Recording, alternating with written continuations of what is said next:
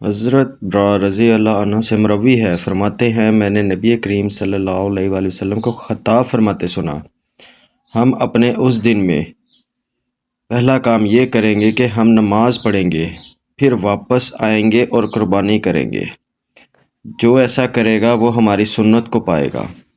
حضرت انس رضی اللہ عنہ سے مروی ہے، فرماتے ہیں نبی کریم صلی اللہ علیہ وآلہ وسلم نے فرمایا جس نے نماز سے پہلے جانور ذبح کیا وہ دوبارہ قربانی کرے۔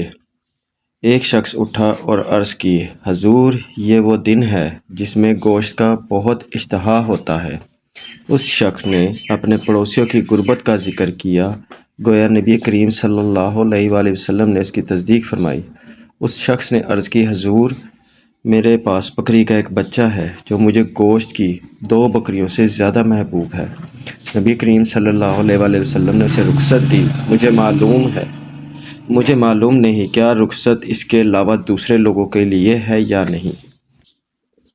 حضرت برا بن عازب رضی اللہ عنہ سے مروی ہے، فرماتے ہیں ہمیں رسول اللہ صلی اللہ علیہ وآلہ وسلم نے عید الاضحیٰ کے روز نماز کے بعد خطاب فرمایا، ارشاد فرمایا جس نے ہماری نماز کی طرح نماز پڑھی اور قربانی کی اس نے عبادت کو پا لیا، اور جس نے نماز سے پہلے قربانی کی چونکہ اس نے نماز سے پہلے قربانی کی اس لیے اس کی قربانی نہیں۔ ابو بردہ بن نیار جو حضرت برا کے ماموں تھے انہوں نے عرض کی، یا رسول اللہ صلی اللہ علیہ وآلہ وسلم میں نے نماز سے پہلے اپنی بکری کو قربان کر دیا ہے اور میں نے سمجھا کہ یہ دن کھانے پینے کا دن ہے۔ میں نے پسند کیا کہ پہلے میری بکری میرے گھر میں ذبح کی جائے۔ میں نے اپنی بکری ذبح کر دی اور میں نے نماز پر آنے سے پہلے اسے کھایا ہے۔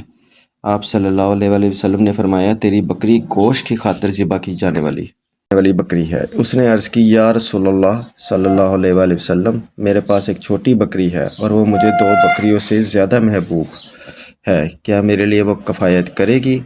آپ صلی اللہ علیہ وآلہ وسلم نے فرمایا، ہاں لیکن تیرے بعد کسی کے لیے کفایت نہیں کرے گی۔